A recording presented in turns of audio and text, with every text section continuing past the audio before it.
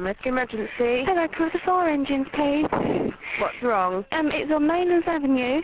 There's been an explosion. I live on Mason's Road, and it's at the house that I look onto. Okay, it's one of the houses, is it? I don't know if it's a house or if it's a building. Okay, but it's we're on a big explosion. Okay, and it's on Maylands Avenue. I think it's between Mason's Road and Maylands Avenue. I look towards Maylands Avenue, and it's a big explosion. We saw it. There was a big bang. We just saw it all go up. Okay, all right. Thank you. We're on our way. All Thanks right, thank for you. calling. Bye. Bye-bye. Fire service. Yeah, hello. I'm sure you've had lots of calls about this already, but I'm phoning to say that there's been an explosion on Woodall Farm. Yeah, do you know what it is? No, it's blown. We live about 2 streets away, and it's blown all our windows out. Right, It's the most terrific explosion I've ever seen, and I can still see a ball of fire. Right, I think it's Park Crescent, but you'll be able to see it as you come onto Woodall Farm anyway. Right, okay. Yeah, all right, thanks. Thank you. Okay, bye. There was this enormous explosion, and I thought, okay, that sounds interesting. I think I might be going out the door pretty soon. And I went downstairs, made a cup of tea, had something to eat, and at 7 o'clock the pager struck up, and that was it, 5 days at Buncefield. I know my brother-in-law phoned me up when I was actually out on the roundabout, and he said, have you seen that big explosion at Hemel? I said, well, you see the big white truck on the roundabout? That's where I am. And he went, oh, okay, I'll speak to you later. Something on that scale was unprecedented.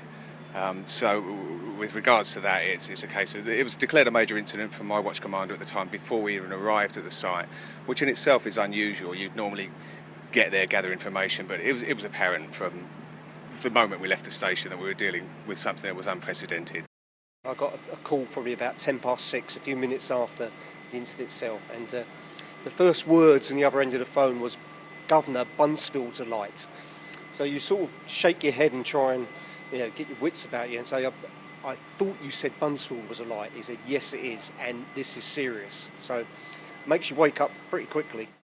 I didn't really know what the noise was. I thought it was something in our street because it was so loud, but it was my own mum that rang me on the phone and said, have you seen the news yet? Buncefield's gone up. At which point I looked out of the window, and that's when I saw the smoke. I was there about 6:25. It was plainly obvious it was Buncefield.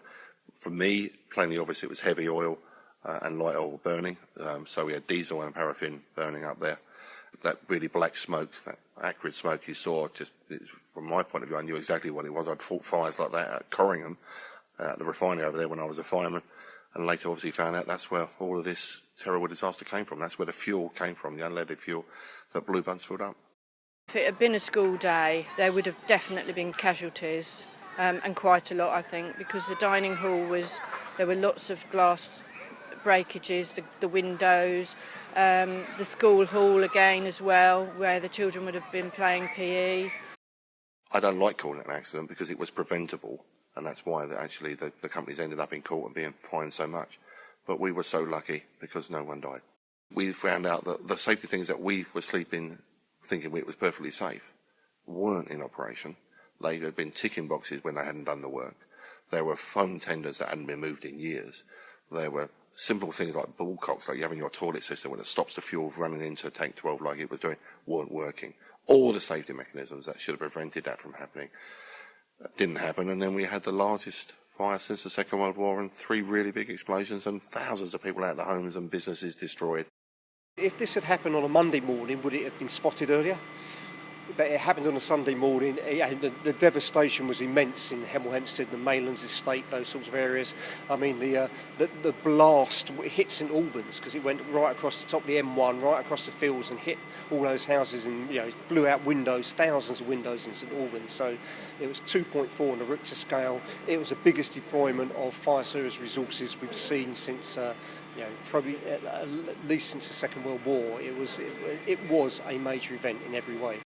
We had thousands of people out of their homes that weren't allowed to be in their homes because of the dangers of further explosions and the fire spreading. Council prepared to put many of those up in hotels, in the sports hall. Actually, we only put a couple of hundred people up in the hotels. The community took everybody else in. The community immediately came together.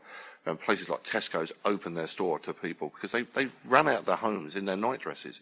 There were children that had their feet really badly cut and blistered because they'd run away to save their lives, but they had nothing more than what they were wearing, literally. That was a really big discussion point about just how dangerous this smoke cloud was, and whether if we started to fight the fire, would we pollute the ground because of all the oil and things that came over. But there were big worries about the smoke cloud heading into Europe.